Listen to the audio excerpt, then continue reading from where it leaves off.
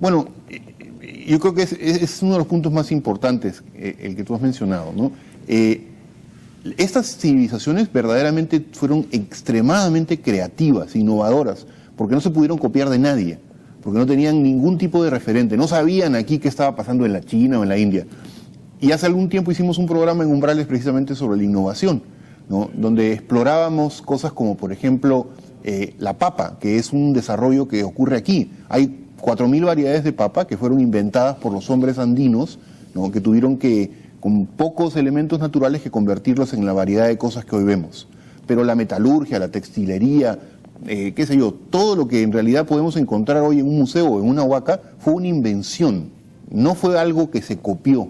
Entonces, de esas invenciones, nosotros, por ejemplo, todos los días comemos las papas que nuestros antepasados inventaron, no descubrieron, inventaron. Porque la papa que puede uno descubrir es la natural. Pero ellos la sometieron a procedimientos agrícolas, innovaron. Exactamente, seleccionaron, manipularon y llegaron a desarrollar 4.000 papas que ahora le llamamos las papas nativas, ¿no es cierto? Cada una de esas papas es un tesoro en sí mismo. Y hoy día alimentan a poblaciones que viven en los lugares más recónditos del globo, ¿no? Es decir, que no solamente aportaron para nuestras sociedades, sino que los aportes que se han hecho aquí en estos tiempos remotos son verdaderamente trascendentales para la humanidad. Justamente en este boom que usted ha mencionado, ¿no? Es el descubrimiento fabuloso, fastuoso de las huacas y de lo que éstas encerraban, ¿no? O sea, al menos también en términos artísticos. Y aquí ha sido importante el aporte del sector privado. Usted, de hecho, es un investigador de una universidad privada que también ha financiado investigaciones. ¿Cómo observa la participación del sector privado y del estatal? En vista de que la Constitución establece que la ley puede permitir la participación para la conservación, descubrimiento, etcétera, del sector privado también. Bueno, la verdad es que ha sido una especie de pequeño milagro. Cuando se produjeron los grandes descubrimientos en la década del 80, particularmente Zipán, muchos sectores que antes no participaban de la actividad, digamos, arqueológica, realmente se animaron porque vieron que tenía un enorme impacto, particularmente a nivel local. A compañías de cerveza, por ejemplo, ¿no? Como la Bacus, se animaron a poner realmente cantidades de dinero importantes para sacar adelante la Huaca de la Luna, porque es emblemático para la gente de Trujillo, ¿no es cierto? Yo creo que el trujillano antes solamente se identificaba con la marinera, qué sé yo, y ahora, ¿no es cierto?, en la Huaca de la Luna tiene un orgullo importantísimo, y lo mismo en Chiclayo. Uno llega a Chiclayo y el señor de Zipán sale a recibirlo en la carretera. Entonces, yo creo que por eso mismo el dinero privado, que evidentemente está tratando de conseguir un efecto, ¿no es cierto?, que su marca se asocie con la identidad, con los valores, con la educación, ven en ese tipo de trabajos algo que es importante.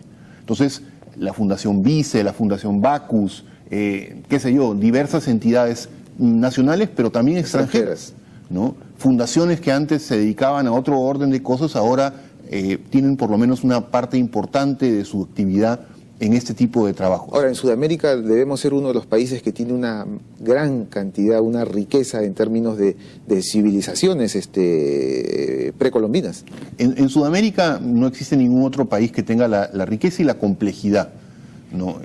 Ahora, en Mesoamérica, en México, Guatemala, etcétera, existieron las grandes civilizaciones que nosotros asociamos con los aztecas y los mayas. Son mucho más, evidentemente, pero esos fueron los dos grandes centros de civilización en las Américas, ¿no? Y desde ellos, evidentemente, se difundieron una serie de cosas hacia otros lugares. Ahora, hay una cosa interesantísima también, es los restos arqueológicos, como por ejemplo las huacas, que permiten ver en la huaca del Sol y de la Luna, ¿no?, esta araña gigantesca, este fresco, y luego cuando se descubre el señor de Zipán, están las arañas también. Entonces hay estas conexiones y estas obras de arte realmente únicas.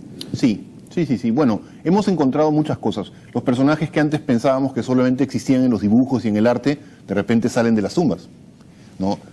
Siempre habíamos visto a una mujer que aparece con una copa en unas ceremonias y tal, y un día encontramos una tumba en San José de Moro con una mujer con la copa en la mano. Es como la escena del delito, digamos, ¿no? Y luego otra, y luego otra, y luego otra. Entonces, ya eso nos dice que no solamente fue una mujer especial, sino fue un rol, un papel, ¿no?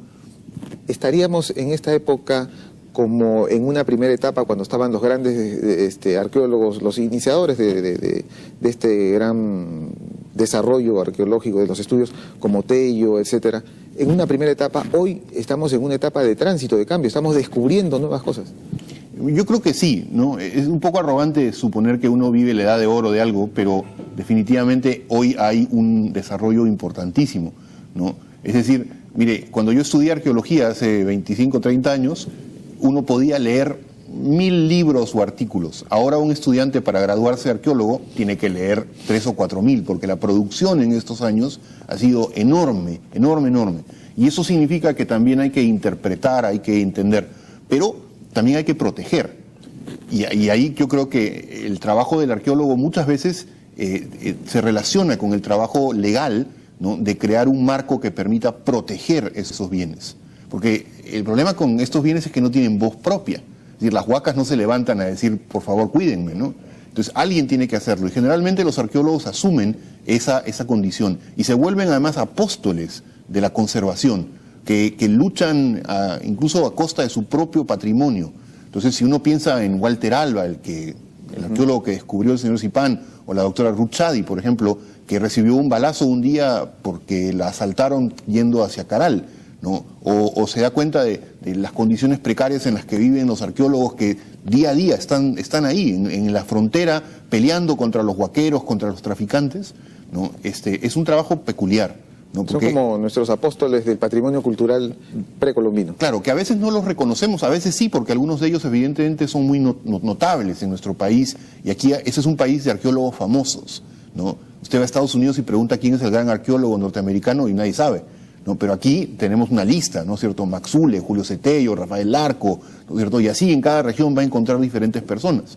Pero todo eso requiere de que pongamos en práctica y que realmente racionalicemos el hecho de que tenemos un enorme patrimonio que debemos de convertir de una suerte de testigo mudo, ¿no?, en algo que nos diga qué sucedió en el pasado. Y para eso tenemos que primero cuidarlo, ¿no? Entonces el trabajo para nosotros con los abogados, por ejemplo, y con los fiscales y con la policía, es muchas veces muy frecuente y muy fuerte, porque en esta tarea de proteger el patrimonio, evidentemente tenemos que tener un marco jurídico que nos ayude.